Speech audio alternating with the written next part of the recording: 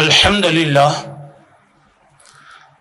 لله نحمده ونستعينه ونستغفره ونؤمن به ونتوكل عليه ونعوذ بالله من شرور أنفسنا ومن سيئات أعمالنا من يهده الله فلا مضل له ومن يضلله فلا هادي له وأشهد أن لا إله إلا الله وحده لا شريك له وأشهد أن محمدا عبده ورسوله أما بعد فإن خير الحديث كتاب الله وخير الهدي هدي محمد صلى الله عليه وسلم وشر الأمور محدثاتها كل محدثة بدعة وكل بدعة ضلالة وكل ضلالة في النار فأعوذ بالله السميع العليم من الشيطان الرجيم بسم الله الرحمن الرحيم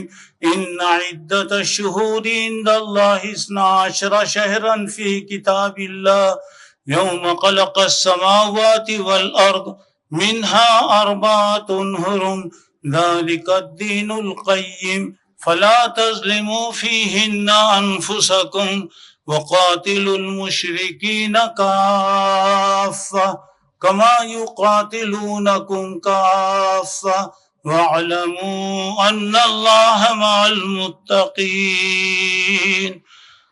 وقال النبي صلى الله عليه وسلم السنة 12 شهرا منها 4 حرم. بزرگان محترم، عزیز دوستوں اور بھائیوں اور میری اسلامی ماں اور بہنوں، الحمدللہ اللہ کا فضل اور اس کا احسان ہے کہ اس نے ہمیں اسلام کا نیا سال عطا فرمایا. دعا فرمائیے کہ اللہ تبارک و تعالی تمام دنیا کے مسلمانوں کے لیے خیر کے فیصلے فرمائے، اللہ امن و امان عطا فرمائے، عافیت اور سکون اللہ تعالیٰ نصیب فرمائے. ہماری زندگیوں میں اللہ تبارک و تعالیٰ عافیت اور سکون عطا فرمائے، ہر قسم کی پریشانیوں سے محفوظ فرمائے. جو پریشان ہیں اللہ ان کی مدد کرے، جو بیمار ہیں اللہ ان کو شفا عطا فرمائے، جو کاروبار اور روزی روٹی کے معاملے میں پریشان ہیں اللہ ان کے کاروبار میں خیر و برکت عطا فرمائے.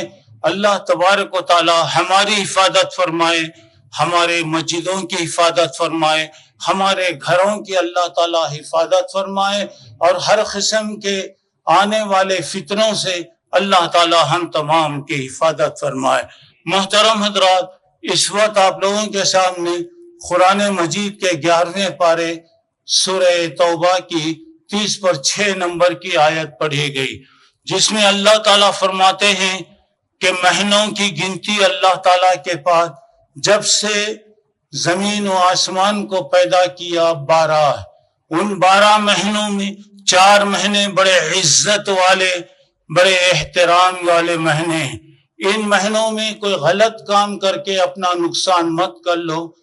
اگر تم سے کوئی مقابلہ کرتا ہے تو تم بھی اس سے مقابلہ کرو. ایک بات یاد رکھو کہ اللہ تعالیٰ اللہ سے ڈرنے والے بندوں کو پسند کرتا ہے. تو یہاں جو بات بتائی جا رہی ہے کہ اللہ تعالیٰ نے جب زمین و آسمان کو پیدا کیا، اس سے پہلے ہی گویا اللہ تعالیٰ کا یہ فیصلہ کہ ایک سال میں 12 مہینے ہوں گے. نبی کریم صلی اللہ علیہ وسلم نے فرمایا ایک سال میں 12 مہینے ہیں. ان 12 مہینے میں 4 مہینے بڑے عزت والے ہیں، 3 مہینے مل کر آتے ہیں، ایک مہینہ درمیان میں آتا ہے، یعنی ذوالقعدہ، ذوالحجہ اور محرم، اور درمیان میں آنے والا مہینہ رجب کا مہینہ ہے. محترم حضرات، اس وقت میں آپ لوگوں کے سامنے 2-4 ضروری باتیں انشاءاللہ بتاؤں گا. اللہ تعالیٰ کا فضل ہے کہ اللہ تعالیٰ نے یہ نیا مہینہ ہمیں عطا فرمایا. ذی الحجہ اسلامی تاریخ کا آخری مہینہ ہے، 12واں مہینہ ہے. اور محرم پہلا مہینہ ہے. گویا محرم سے اسلامی تاریخ شروع ہوتی ہے. الحمدللہ 1440 پر 6 سال اللہ تبارک و تعالیٰ نے گزار دیا. اب دعا کیجئے کہ آئندہ بھی اللہ تبارک و تعالیٰ ایسے ہی امن و عافیت عطا فرمائے. محترم حضرات، اللہ تعالیٰ کہتے ہیں فَلَا تَظْلِمُوا فِيهِنَّ أَنفُسَكُمْ، ان مہینوں میں تم کوئی غلط کام کر کے اپنا نقصان مت کر لو. مطلب یہ ہے کہ 4 مہینے اللہ کے پاس عزت والے، تو مطلب یہ ہے کہ یہ 4 مہینوں میں کوئی غلط کام، گناہ کا کام جو اللہ اس کے رسول کی نافرمانی پر لے جانے والے ہیں، ایسے کام مت کرو. سوال یہ پیدا ہوتا ہے کیا اس کے بعد کے مہینوں میں کرنا جائز ہے؟ کیا اس کے بعد کے 8 مہینوں میں کوئی غلط کام کیا جا سکتا ہے؟ بتانا مقصد یہ ہے یہ مہینے مبارک ہے. مبارک مہینوں میں جیسے ثواب زیادہ ہوتا ہے، اگر کوئی آدمی غلط کام کرتا ہے تو گناہ ویسا ہی ہوگا. جیسے مثال کے طور پہ رمضان کا مہینہ ہے، رمضان کے آخری 10 دن ہیں، سب جانتے ہیں کہ بڑے مبارک دن ہیں. ظاہر بات ہے کہ ان دنوں میں جو نیکی آپ کریں گے اس کا ثواب تو بہت ملے گا. اگر کوئی غلط کام کر رہے ہیں تو یہ بات بھی ذہن میں رکھیے کہ گناہ کے اعتبار سے اللہ تعالیٰ گناہ بھی زیادہ دیں گے. تو بہرحال آدمی کو ہر وقت اللہ کی فرما برداری کرنا چاہیے. وہ کام جو کرنے کا حکم دیا گیا کیجئے، جن کاموں سے منع کیا ہے رک جائیے. بس یہی سیدھی بات.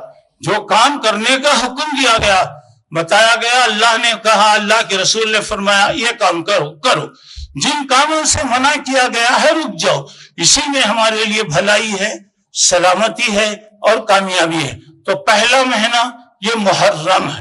یہ محرم کے مہینے کو کہا گیا شہر اللہ المحرم، اللہ کا مہینہ محرم. محرم کے معنی خود ہے عزت والا، برکت والا. اب اللہ تعالیٰ کا یہ مہینہ ہے. اب ذرا سوچئے کہ اللہ تعالیٰ کا مہینہ منحوس ہو سکتا؟ اللہ تعالیٰ کا مہینہ خیر و برکتوں سے خالی ہو سکتا؟ اللہ تبارک و تعالیٰ کے مہینے میں جو لوگ غلط باتیں بتاتے ہیں اور کہا جاتا ہے یہ مہینہ منحوس ہے، اللہ کے رسول کہہ رہے ہیں یہ اللہ کا مہینہ ہے. اللہ کا مہینہ ہے تو سوال یہ پیدا ہوتا ہے کہ یہ کیسا منحوس مہینہ بنتا؟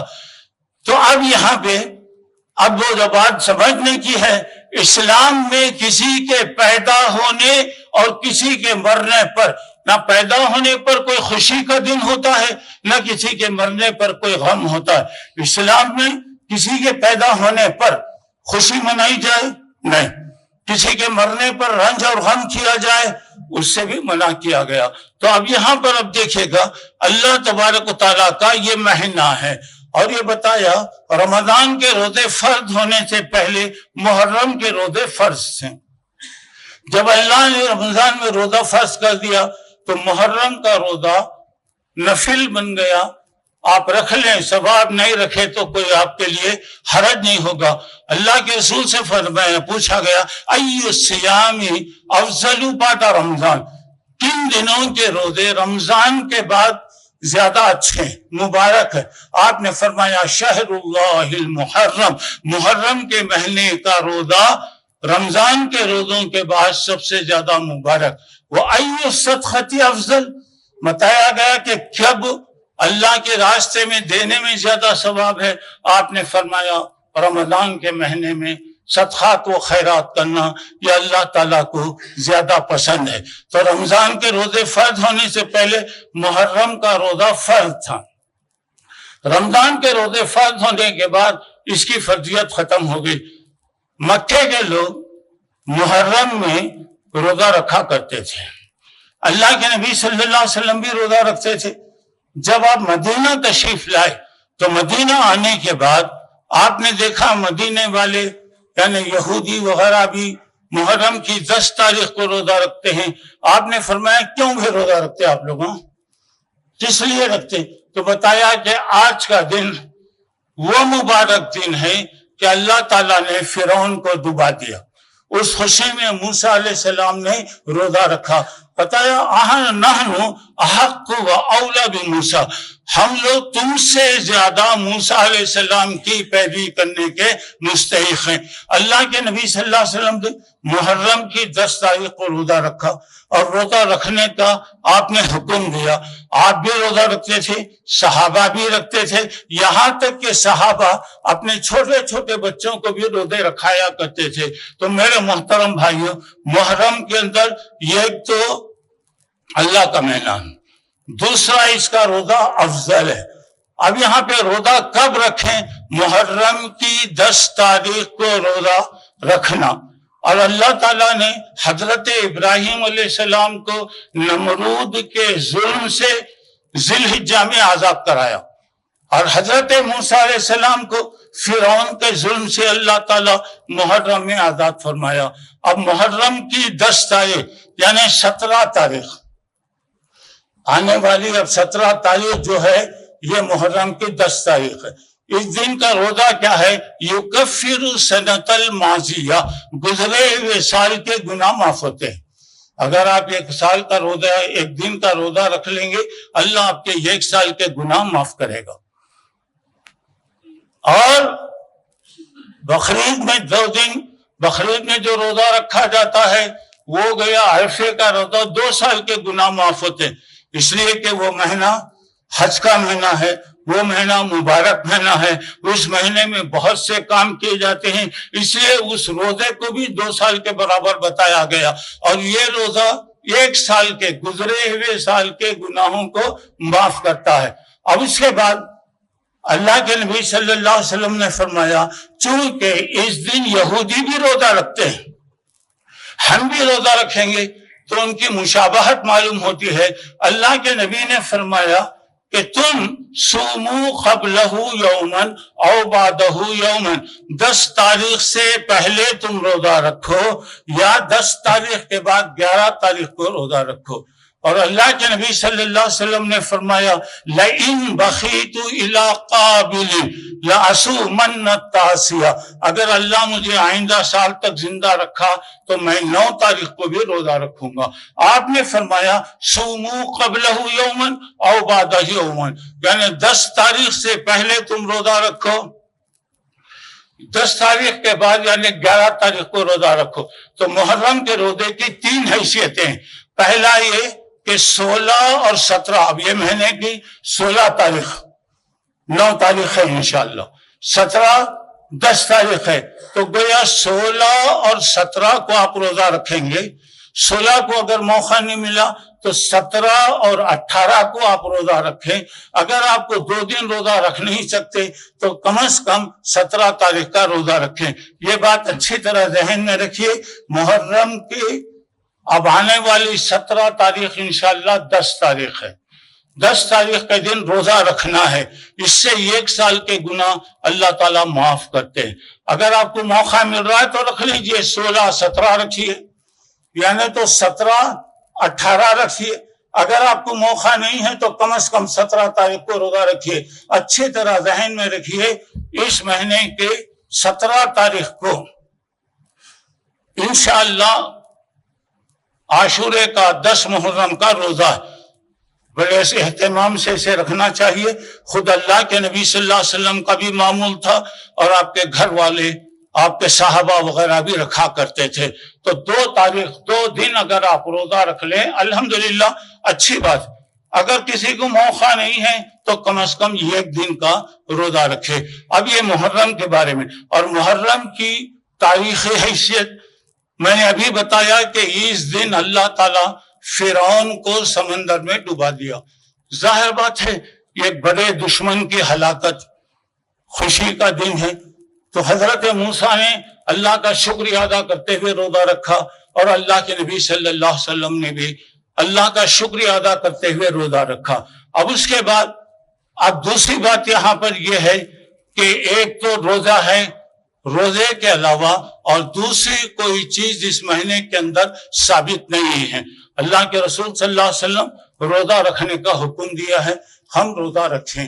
اور دوسری بات یہاں پر یہ ہے کہ محرم کی تاریخ جو ہے یہ شرعی اعتبار سے تاریخی اعتبار سے بھی اگر ہم دیکھیں، شریعت کے اعتبار سے بھی اس کا روضہ افضل ہے، تاریخ کے اعتبار سے بھی اگر ہم دیکھیں گے تو حضرت ابو موسیٰ اشعری رضی اللہ تعالیٰ عنہ یمن کے گورنر تھے۔ انہوں نے حضرت عمر رضی اللہ عنہ کے پاس خط لکھا، امیر المومنین آپ کے خطوط ہمارے پاس آتے ہیں، اس میں تاریخ لکھی نہیں ہوتی، سمجھ میں نہیں آتا کہ یہ خط پرانا ہے یا نیا ہے، بہتر ہے کہ اگر کوئی ہماری ایک تاریخ طے ہو جائے، اچھا رہے گا، ہمیں پتہ چلے گا کہ یہ نیا خط ہے، یہ کب آ رہا کیا ہو۔ حضرت عمر تمام لوگوں کو بلائے، تمام صحابہ سے مشورہ کیا، مشورہ کرنے کے بعد یہ بات طے ہوئی کب رکھنا، کون سی تاریخ مقرر کریں۔ کسی نے کہا اللہ کے نبی جب پیدا ہوئے اس وقت سے رکھیں گے، کسی نے کہا کہ آپ جب نبی بنے اس وقت سے رکھیں گے، کسی نے کہا کہ آپ جب ہجرت کریں، مختلف باتیں لوگوں نے بتایا، مگر حضرت عمر نے یہ فیصلہ کیا کہ جب اللہ کے نبی مکے سے مدینہ پہنچے، وہاں سے گویا ہمارا نیا سال شروع ہوا، چونکہ آپ 2 مہینے کے بعد ربیع الاول میں تقریباً آپ مدینہ پہنچے۔ اب یہاں پہ بتانا مقصد ہے کہ دیکھیے مجبوری کی حالت، جب آپ کو معلوم ہے کہ مدینے کے لیے نکلے، مدینے سے مکے سے نکلتے وقت صرف 2 آدمی تھے آپ کے ساتھ، اور 2 آدمی راستہ بتانے والے تھے، ایک ابو بکر اور ایک اللہ کے نبی، اس کے ساتھ ان کے غلام حضرت فہیرہ تھے، اور راستہ بتانے والا 4 آدمی نکلے، مجبوری کی حالت میں نکلے، پریشانی کی حالت میں نکلے۔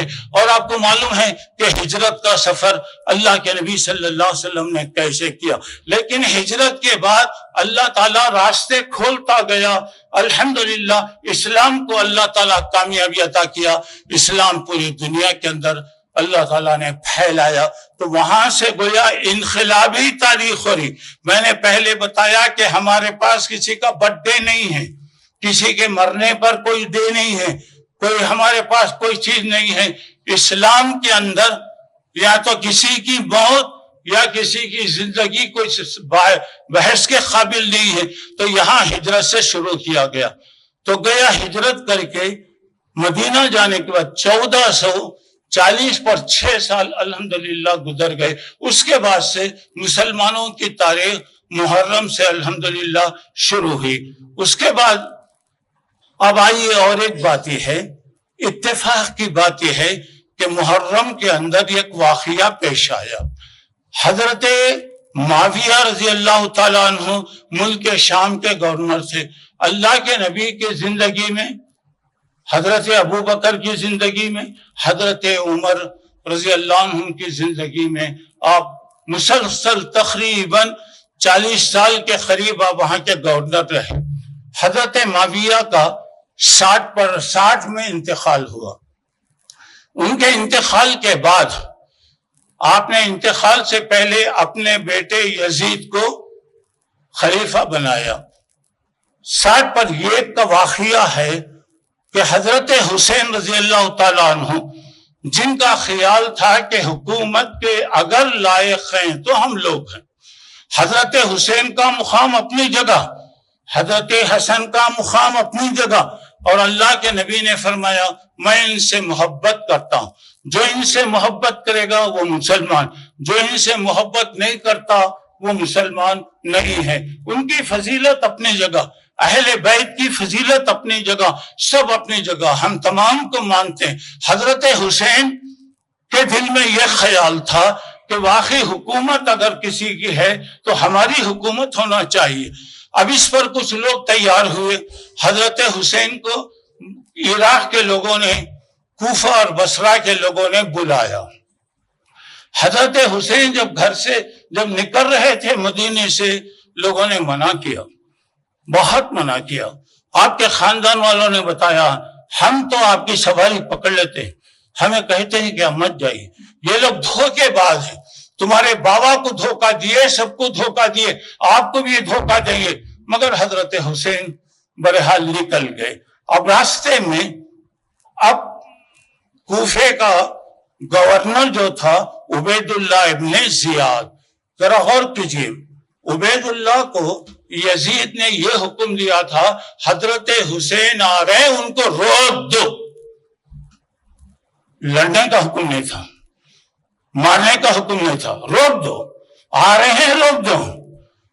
بہرحال وہ روک دیے، حالات بڑھتے گئے، معاملات بڑھتے گئے، اور حضرت حسین کے لوگ بھی ایک ایک ایک ایک ایک ایک ایک ایک جاتے گئے۔ بہرحال حضرت حسین کے ساتھ وہ معاملہ پیش آیا جو یقیناً تاریخ اسلام کا سب سے زیادہ سنگین، سب سے زیادہ خطرناک واقعہ پیش آیا۔ حضرت حسین کو شہید کر دیا گیا۔ میں وہ سب باتوں میں نہیں جاتا، تفصیلات میں، شہید کر دیا گیا، اور شہید کرنے والے خود آپ کے لوگ، شہید کرنے والے آپ کے رشتہ دار، شہید کرنے والے آپ کے سگے دوست۔ جس پر آدمی کو زیادہ بھروسہ ہوتا میرے بھائی، وہی وقت پر کیا کرتا، دھوکہ دیتا۔ بہرحال وہ واقعہ پیش آیا جو واقعی اسلام کے اندر ایک بہت بڑا واقعہ۔ اب یہاں پہ سوچنا یہ ہے کہ حضرت حسین کا واقعہ پیش آیا، شہید کیا گیا، مظلوم شہید کیا گیا، پیاسے شہید کیے، بڑا جتنا ظلم ہو سکتا تھا وہ ظلم وہاں پر کیا گیا۔ حضرت حسین رضی اللہ عنہ کو مارا گیا کس حالت میں؟ کس حالت میں؟ سجدے کی حالت میں آپ کو قتل کیا گیا، شہید کیا گیا، سجدے کی حالت میں۔ اس کے بعد ایک واقعہ ہو گیا، بعد میں یزید کے پاس بات گئی، یزید بہت افسوس کرا، یہاں تک کہ بہت رویا، اور اس نے بتایا میں ابن زیاد کو صرف راستہ روکنے کے لیے کہا تھا، میں نے قتل کرنے نہیں بتایا، میں قتل کرو نہیں بولا۔ وہ آخر تک بہت افسوس کیا۔ خیر یہ معاملہ الگ ہے۔ اب یہاں پر اب دیکھے گا سوال یہ پیدا ہو رہا ہے یزید کا اس کے اندر کیا قصور ہے؟ یزید کی غلطی، حضرت حسین کا راستہ روکا گیا تو حضرت حسین نے کہا دیکھو بھئی ہم لوگ مدینے سے آئے ہیں، ہمارے کو بھیج ڈالو ہم چلے جاتے، یعنی تو کسی جگہ بھیج ڈالو ہم لوگ وہاں پہ چلے جاتے، یا نہیں تو یزید سے ملنے کی اجازت دو ہم مل لیں گے، بات کر لیں گے۔ مگر یہ درمیان کے لوگ مسئلے کو بگاڑ دیے۔ اب عبید اللہ ابن زیاد نے ملاقات کا بھی موقع نہیں دیا، بہرحال بلائے کہ مدینے کو بھیج دو، آپ لوگ بلائے ہم لوگ آئے، آپ لوگ کہتے ہیں نہیں بلائے ٹھیک ہے ہم واپس جاتے، یا نہیں تو ہمیں کسی ایک جگہ چالیں دو وہاں جا کے ہم رہ جاتے، یا نہیں تو ڈائریکٹ بادشاہ سے ملنے دو۔ خیر ملاقات کا موقع نہیں ملا یزید کے بارے میں۔ اب آئیے یزید کے بارے میں لوگ لان تان کرتے ہیں۔ ایک بات یاد رکھو دوستو، وہ لوگ جو بھی تھے کر دیے، ان کے ہاتھ گناہ میں لگ گئے۔ ہم کیوں اپنی زبانوں کو کھول کے اپنے ایمان کو غارت کر لیں؟ جو بھی تھے کر لیے، اللہ کے پاس ان کا اجر، ان کا جو بھی بدلہ ہے مل گیا۔ ہم زبان، امام شافعی سے پوچھا گیا، بولا کہ ہاتھ ان کے گناہ میں لگ گئے۔ ہم اپنی زبانوں سے کوئی بات کہے کہ ان کے بارے میں کیوں ہم اپنے ایمان کو ضائع کر لیں؟ میں آپ سے یہ کہنا چاہ رہا ہوں، اب حضرت حسین شہید ہو گئے، میں نے بتایا بہت بڑا واقعہ، بہت بڑا واقعہ، بہت بڑی غلطی ہوئی، ہو گیا۔ اب ہم کیا کریں؟ حضرت امام معاویہ، امام ابن تیمیہ رحمت اللہ علیہ فرما رہے ہیں حضرت حسین کے انتقال پر شیطان دو برائیاں پیدا کرا۔ ایک، حضرت حسین کے جو چاہنے والے تھے اسے رنج کا سال بنا دیے، ماتم کا سال بنا دیے۔ ان کے جو دشمن تھے وہ خوشی کا سال بنائے۔ انہوں نے کہا کہ محرم کی 10 تاریخ کو اچھا پکائیں گے، اچھا کھائیں گے، سال بھر اللہ برکت دے گا، فلان دے گا، یہ چیزیں۔ تو گیا ایک طرف سے دوست رونے کا ماتم بنائے اور دوسرے طرف سے دشمن خوشی کا سال بنا دیے، دونوں بھی غلط۔ اب آئیے اسلام میں ماتم کیا ہے؟ دیکھیں ماتم کا ہے، اگر کوئی واقعہ آ گیا، کوئی خوشی یا غم کی کوئی بات ہے، ایک فطری بات ہے، جب مجھے کوئی خوشی کی بات ملے گی تو میں خوش ہوں گا، میرا دل مطمئن ہوگا، اگر کوئی رنج کی بات میرے پاس آئے گی تو یقیناً مجھے اس سے کیا ہوگا؟ تکلیف۔ کیا اسلام میں بالکل رونے سے منع کیا گیا؟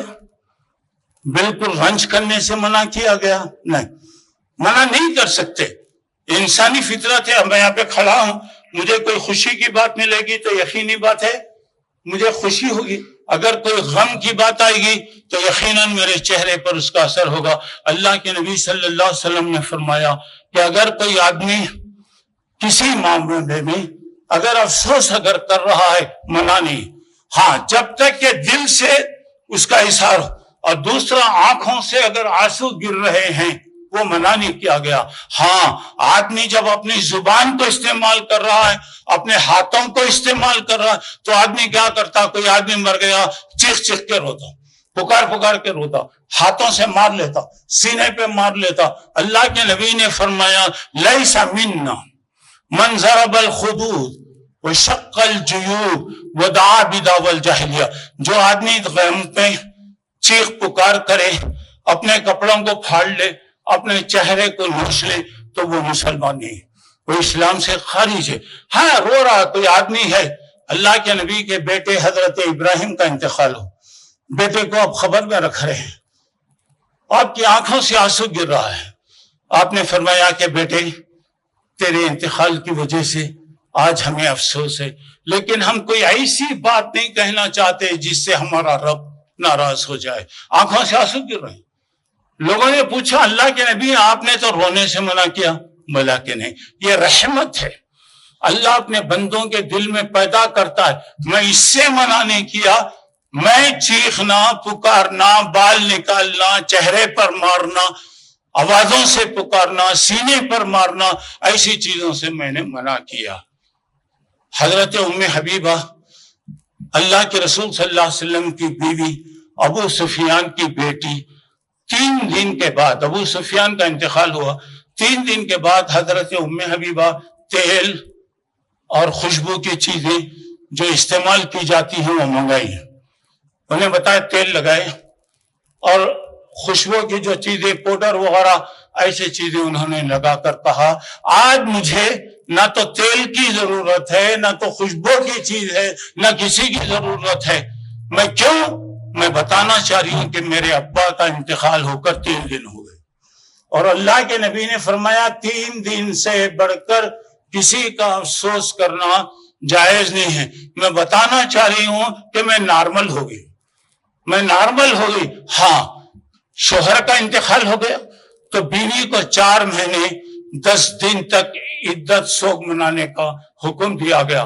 تو میرے بھائیو اب یہاں پر دیکھیے، رونا منع نہیں ہے، آنکھوں سے آنسو بہانا منع نہیں ہے، لیکن چیخنا، پکارنا اور اپنے کپڑوں کو پھاڑ لینا، سینوں کو پھاڑ لینا، یہ چیزیں منع کی گئی۔ اب سوال یہاں پر یہ ہے، کیا اسلام کے اندر صرف حضرت حسین ایک شہید ہوئے؟ کیوں؟ حضرت حسین سے پہلے ان کے بابا حضرت علی شہید نہیں ہوئے؟ کیا اس سے پہلے حضرت عمر شہید نہیں ہوئے؟ اور کتنے اسلام میں شہید ہوئے؟ ان تمام لوگوں کا آج ماتم نہیں کیا جاتا تو صرف حسین کا، حسین کے نام سے۔ تو میرے بھائی اصل میں یہ سارے کام کرنے والے یہ شیعہ تھے، یہ شیعہ جو اپنے آپ کو مسلمان کہتے ہیں، لیکن حقیقی بات ہے کہ شیعہ مسلمان نہیں ہیں، اسلام سے ان کا کوئی تعلق نہیں ہے۔ وہ لوگ اپنی عیب کو چھپانے کے لیے انہوں نے رونا، ماتم کرنا، چیخنا، چلانا، یہ سب شروع کیا، آج اسی سے وہ چل رہا ہے۔ دیکھیے یہ واقعہ ہونے کے 340 پر 1 سال معیز الدولہ بغداد میں ایک شیعہ بادشاہ بنا، معیز الدولہ نام تھا۔ یہ واقعے کے حضرت حسین کے واقعے کے تقریباً 240 سال 260 سال کے بعد پہلی مرتبہ حضرت حسین کا ماتم منایا گیا۔ اس کے بعد 350 پر 2 میں یہ واقعے کے تقریباً 300 سال کے بعد معیز الدولہ کے بعد عز الدولہ اس کا بیٹا آیا، وہ بھی شیعہ تھا. اس نے پہلی مرتبہ بغداد میں ماتم کا اعلان کیا، دکانیں بند کر دیے گئے، بازار بند کر دیے گئے. اس کے بعد سے یہ سلسلہ اللہ کے رسول کے انتقال کے 250 سال کے بعد یہ چیز آئی. ہندوستان میں تیمور لنگ ایک بادشاہ آیا تھا، لنگڑا بادشاہ. وہ شیعہ نہیں تھا، لیکن اس کے بیگمات، اس کے وزیر تمام شیعہ تھے. انہوں نے کہا کہ بھائی ہم لوگ کربلا نہیں جا سکتے، کیا کرنا؟ تو کربلا سے حضرت حسین کی خبر کی نقل منائی گئی، کاپی منگائی، فوٹو منگائی. اس فوٹو کو سن 800 میں اس واقعے کے تقریباً 550 سال کے بعد ہندوستان میں پہلی مرتبہ سن 800 میں یہ چیز شروع کی گئی. اس کے بعد معاملہ بڑھتا گیا. آج حضرت حسین کی نظر، ان کے نام کی نیاز، وہ ساری چیزیں ہوتی ہیں. اور میرے بھائیوں، وہ سارے کام کیے جاتے ہیں جو اسلام میں حرام ہے. ایک بات یاد رکھیے، اتعبدون ما تنحتون، جنہیں تم بناتے، لکڑی تم لاتے، پھول تم لاتے، پتیاں تم لاتے، اور اسے تم خدا بناتے. اور یہ پنجوں کی حیثیت دیکھو، پورے سال بھر کہاں رہتے؟ وہ کہاں پڑے رہتے؟ اس کے بعد اس کو خدا سے بھی بڑھ کر درجہ دیا جاتا. اس کے بعد کچرے کے ٹوٹیوں میں اس کو پھینکا جاتا. اب اندازہ لگائیے، میں آپ سے کہنا چاہ رہا ہوں میرے بھائیوں، عبادت صرف اللہ کی، اللہ کے علاوہ کسی کی عبادت ناجائز، حرام ہے. اور یہ بتوں کو، لکڑیوں کو، یہ ساری چیزوں کو خدا بنانا، آپ کو معلوم ہے غیر مسلم کیا بولتے ہیں؟ اللہ سامی پنڈگے، اللہ سامی بن جاتا اور اللہ کے نام کے پنڈگے ہوتے، عید ہوتی. اور یہاں پہ دیکھیے، ذرا سنجیدگی سے سوچو، اگر غیر کچھ کر رہا ہے تو ہم اسے کافر بولتے، ہم اگر کریں تو پکے مسلمان. کیسے میرے بھائیوں؟ یہ محرم میں افسوس کرنا، شادی شدہ جوڑے کو الگ کر دیا جاتا، اللہ حلال کر دیا، تم کون چیز سے حرام کرنے والے؟ کوئی خوشی کا کام نہیں کرتے، کوئی خوشی کے کپڑے نہیں ہوتے، کالے کپڑے. حالانکہ خود شیعہ کالے کپڑے کو ناپسند کرتے ہیں، ان کے پاس خود ناجائز ہے، لیکن سارے مسلمان وہ کرتے ہیں. اور 10 تاریخ کے دن روزہ، لیکن اچھا پکاؤ، اچھا کھلاؤ، اچھا شربت پلاؤ، فلاں. سال بھر یہ گلاس پانی کسی کو نہیں دیتا. کیا دل بنتا رحمت. ذرا سوچنے کی بات ہے، اللہ کے بندے پیاسے، سامنے دجلہ کا پانی ہے، یہ خطرہ پانی ان کو نہیں ملا. پیاس کی حالت میں، روزے کی حالت میں، سجدے کی حالت میں انہوں نے سر کٹا دیا. آج ہم کیا کرتے میرے دوستو؟ جتنے لے کے بھاگنے والے بے نمازی رہتے، شرابیاں رہتے، جواریاں رہتے، ان کو نماز سے کوئی تعلق نہیں رہتا. اور کب ہم سب اہل بیت سے محبت کرنے والے عین نماز کے وقت ہمارے جلوس نکلتے، عین نماز کے وقت. تو کیا ان میں سے کوئی ایک آدمی روک کر نماز کے لیے آتا؟ نہ تو ہم کو نماز سے تعلق، نہ روزے سے تعلق، نہ کوئی چیز. جو غیر مسلم ہے، جو کام کرتے ہیں وہ کام کریں. اللہ کے واسطے یہ چیزیں، یہ نہ تو خوشی کا ہے نہ تو غم کا ہے. بس ہو گیا ایک واقعہ، 3 دن سے بڑھ کر کسی کا غم کرنے کی اجازت نہیں ہے. اب میں جو بات آپ کو بتا رہا ہوں، اس دن روزہ رکھنا ہے. 17 تاریخ کو انشاءاللہ محرم کی 10 تاریخ ہے. میں تمام سے کہنا چاہ رہا ہوں ضرور روزہ رکھیے. رکھنا فرض ہے، سنت ہے، نفل. ارے کوئی بھی کام کرو، اللہ کو اگر پسند آ جائے تو ہماری نجات کے لیے انشاءاللہ کافی ہوگا. اچھی طرح یاد رکھیے، اگر آپ کو موقع مل رہا ہے 17 کا روزہ ضروری ہے. آپ 16 کو رکھیے، 16 اور 17 کو رکھیے، یعنی 17 اور 18 رکھیے. نہیں، آپ کو 2 دن روزہ رکھنے کا موقع نہیں ہے تو 17 تاریخ کا روزہ، ایک روزہ رکھیے. تمام لوگوں سے میری گزارش ہے کہ وہ کھانے پینے کا دن نہیں ہے، خوشیاں منانے کا دن نہیں. اور دوسرا، یہ ماتم وغیرہ، یہ جلوس ہوتا ہے، ہم لوگ تماشائی بن کے دیکھتے رہتے، ہم نہیں کرتے، دیکھتے. من کسر سواد قوم فہو منہم، جو میرے جانے کی وجہ سے کسی کی پارٹی بڑھ رہی، 10 آدمی ہے، میں جانے سے 11 بن گئے، ان کی تعداد کو اگر میں بڑھا رہا ہوں تو میں بھی کرنے والوں میں ہوگا۔ تو میرے دوستو، دیکھنا، دکھانا، تماشوں کے لیے جانا، یہ سب کام غلط ہے، اور اللہ کے رسول کا انتقال ہوا، اس سے بڑھ کر اور کیا ہو سکتا دنیا میں؟ ہم اس دن خوشی کا دن مناتے، غم نہیں کرتے۔ اب یہ دنیا کے اندر صرف ایک ہی واقعہ ہوا کیا؟ شیطان کا یہ کھیل ہے، اس سے بچنے کی کوشش کیجیے۔ اللہ مجھے آپ کو توفیق دے۔ میری باتوں کا خلاصہ ہے، یہ شہر محرم اللہ کا مہینہ ہے، مبارک مہینہ ہے۔ اس مہینے میں روزہ فرض نماز، فرض روزوں کے بعد سب سے زیادہ مبارک ہے، تو اس دن روزہ رکھیے۔ بیکار چیزیں پکانا، 10 تاریخ کو شربت بناؤ، فلاں بناؤ، یہ بناؤ، وہ بناؤ، یہ تمام چیزیں دشمنوں کے کام ہیں، ایسے چیزوں سے بچیے۔ اللہ مجھے آپ کو نیک توفیق عطا فرمائے۔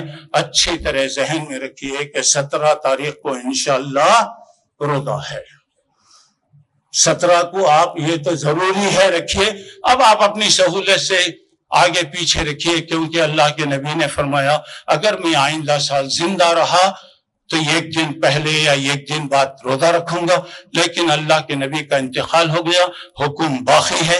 صحابہ اور تمام لوگوں نے اس پر عمل کیا۔ اللہ مجھے آپ کو نیک توفیق عطا فرمائے، ہر اچھے کام جس سے اللہ راضی ہوتا ہے کرنے کی توفیق عطا فرمائے، ہر وہ کام جس کے کرنے سے جنت کے قریب ہم ہوتے ہیں اللہ ہمیں موقع دے، اور ہر وہ کام جس کے کرنے سے ہم دوزخ یا دوزخ کے قریب ہوتے ہیں اللہ ہم تمام کی حفاظت فرمائے۔ اللہ تعالیٰ عافیت دے، سکون دے، اطمینان دے، اور ہر قسم کی پریشانیوں سے اللہ سب کی حفاظت فرمائے۔ آمین۔ وآخر دعوانا ان الحمدللہ رب العالمین۔